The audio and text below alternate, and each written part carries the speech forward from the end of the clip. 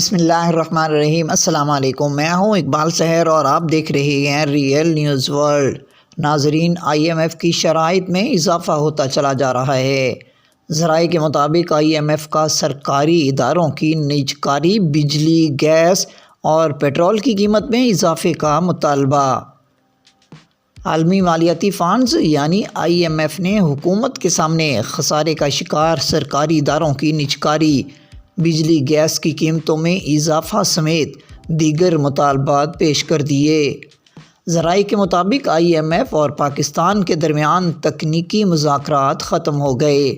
مذاکرات میں IMF نے پاکستان سے بجلی گیس کا ٹیرف بڑھانے، پیٹرولیم پر 18% GST لگانے کا مطالبہ کیا ہے، جبکہ خسارے کا شکار سرکاری اداروں کی نجکاری پر بھی زور دیا ہے۔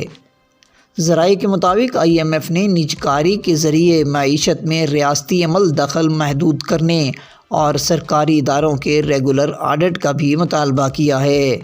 اس کے علاوہ IMF نے کرپشن، سرخ فیتے کا خاتمہ، کاروبار اور ٹیکس کلچر کے فروغ کے لیے آسانی، LNG power plants, house building finance سمیت کئی اداروں کی نجکاری کا مطالبہ کیا ہے۔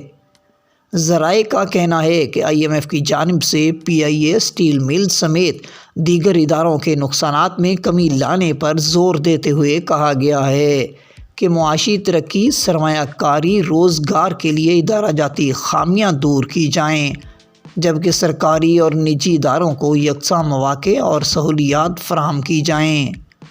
ذرائع کا کہنا ہے کہ پاکستان اور IMF کے اب پالیسی سطح پر مذاکرات ہوں گے۔